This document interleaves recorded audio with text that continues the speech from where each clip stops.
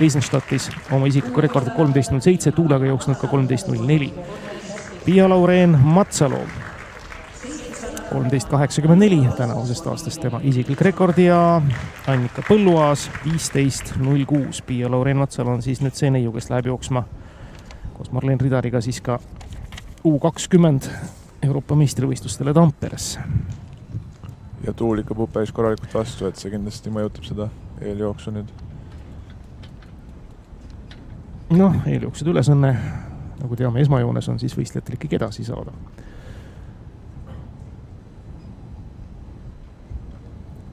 Nii. Tiina Torop nagu ikka väga pingeliselt jälgib ka asja tribüünilt. Meie seda näeme, teie mitte. Me vaatame jooksu. Ja läks. Diana tuleb väga ilusti praegu tõkkatelt välja. Ja selgelt seda jooksu juhtimas hästi tuleb ka teiselt. Ja Pia-Laureen Matsalu teeb ilusti lõpuni ära ja mäekõrgune vahe.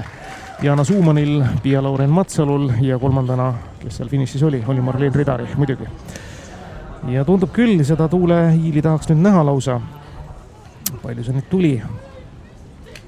Finaali koha saavad kindlasti siis Diana Suuman ja Pia-Laureen Matsalu. Ja samal ajal hakkab pihta siis ka meeste kaugushüppe 10 võistlejatele. Lauab siis Martin Roasto. Aga me oleme siin aegade ootel praegu.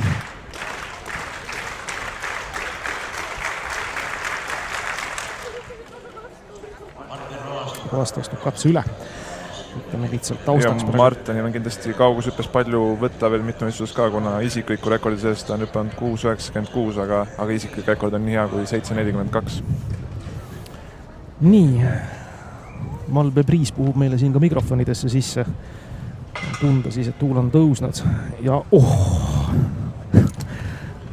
Sellist vastutut ma ei ole ammu näinud Kadri ei ole jah, -3,9.